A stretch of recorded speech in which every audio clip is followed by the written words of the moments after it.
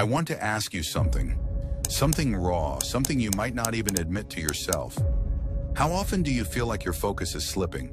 Like no matter how hard you try, you're stuck in a loop of distractions? You sit down to work on your business, to build your dream life, and suddenly, your phone vibrates. A scroll on Instagram, a video on TikTok, and before you know it, 2 hours are gone. But here's the part no one wants to talk about. It's not just about wasted time. It's about what's pulling you away. The truth is, many of us have let our brains get hijacked by hyper-sexualized content, by the pull of instant gratification, and by habits we never even consciously chose. I know because I've been there. Let me tell you a story. It was a few years ago. I had this massive opportunity, a pitch for an investor that could have changed the game for me. I'd prepped for weeks, stayed up late perfecting my presentation, and rehearsed it so many times I could have done it in my sleep. But when the day came, I bombed. Not because I didn't know my material, not because I wasn't prepared, but because the night before, I let myself get distracted. A few minutes of scrolling turned into hours of meaningless content, and when I woke up the next morning, I felt foggy, unfocused, and full of shame. That was the moment I realized something had to change. If you've ever felt that way, if you've ever looked at yourself in the mirror and thought, why can't I just stop?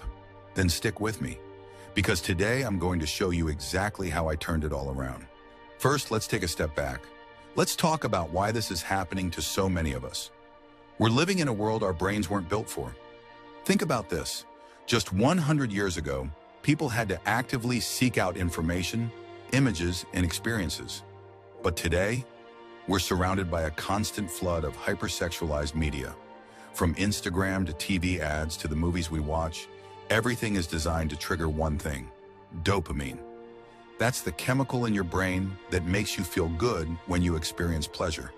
And while dopamine is great in moderation, the problem is that these platforms have figured out how to exploit it. Every image, every like, every scroll is designed to give you a little hit of dopamine, pulling you deeper into a cycle of consumption. Over time, this overstimulation rewires your brain, making it harder to focus, harder to connect with others, and harder to feel satisfied by the things that truly matter: your goals, your relationships, your growth. I didn't realize how deep I was in this cycle until that failed pitch. After that day, I started paying attention to my habits. I noticed how often I reached for my phone when I was stressed, how much time I spent watching meaningless videos, and, worst of all, how disconnected I felt from my own goals. It wasn't just about wasting time, it was about what I was losing: my focus, my drive, my ability to be present with the people I cared about. And that's when I started asking myself some hard questions. Why was I letting these distractions control me?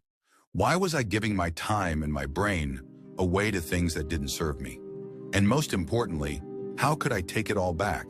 To understand why this is so difficult, we need to look at history. Back in the 1920s, companies discovered something revolutionary.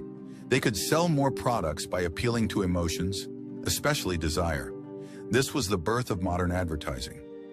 Over the decades, this strategy evolved into the hypersexualized marketing we see today. But here's the thing: our brains haven't evolved nearly as fast.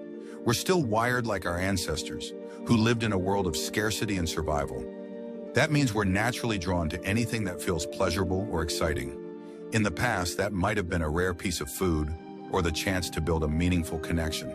But today, those instincts are being hijacked by endless content that offers no real value. The result? We're overstimulated, overwhelmed, and unable to focus on the things that truly matter. So there I was, stuck in this cycle. My business was suffering, my relationships were suffering, and most of all, I was suffering. But then I had a realization: if my brain could be rewired to work against me, it could also be rewired to work for me. And that's when everything started to change. Imagine this: waking up in the morning with a clear mind, sitting down to work and getting lost in a state of deep focus. Feeling connected to the people around you, not distracted, not anxious, just present. That's not a fantasy. That's what happens when you take control of your brain. And today I'm going to show you exactly how to do it. It all comes down to 3 steps: reclaim, retrain, and redefine. Step 1, reclaim your inputs. The first step is to clean up what you're feeding your brain. Think of your mind like a garden. If you keep planting weeds, distractions, hypersexualized content, meaningless entertainment, that's what will grow. But if you plant the right seeds, knowledge, inspiration, meaningful connections, you'll start to see real growth. Start by auditing your social media. Unfollow accounts that don't serve you. Replace them with ones that inspire you, whether it's business leaders, fitness experts, or creators who share valuable insights. I'll be honest, this step isn't easy. At first, you'll feel the pull to go back, but every time you choose growth over distraction, you're training your brain to crave the right things. Step 2, retrain your focus. This is where the real work begins.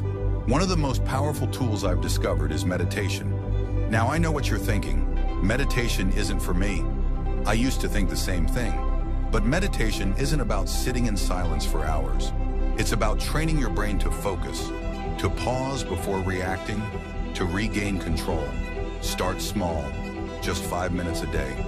Sit somewhere quiet, close your eyes, and focus on your breathing. When your mind starts to wander, and it will, gently bring it back. Over time, you'll notice a huge difference. You'll feel calmer, more focused, and more in control of your thoughts. Step 3, redefine your goals.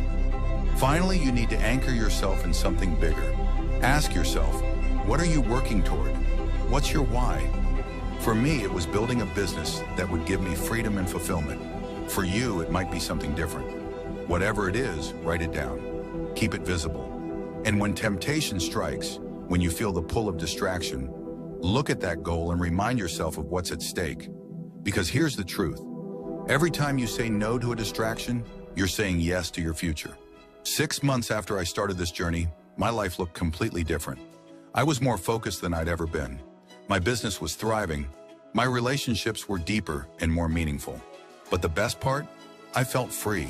Free from the constant pull of distractions. Free to create, to connect, to grow. And that's what I want for you. So here's my challenge. Take the first step today. Unfollow one account that's holding you back. Meditate for 5 minutes. Write down your why. These aren't massive changes, but they're the start of something huge. Because this isn't just about desexualizing your brain.